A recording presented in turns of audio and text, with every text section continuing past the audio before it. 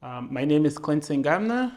I am currently in the Renewable Energy Technology major here at Franklin Cummings Tech.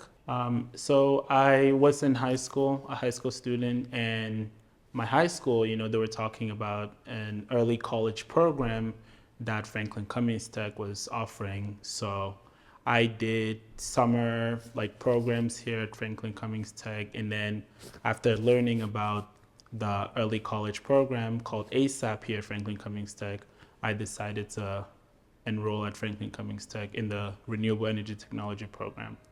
So being here, the main takeaway for me personally was definitely the skills and experience I've learned, especially in this major.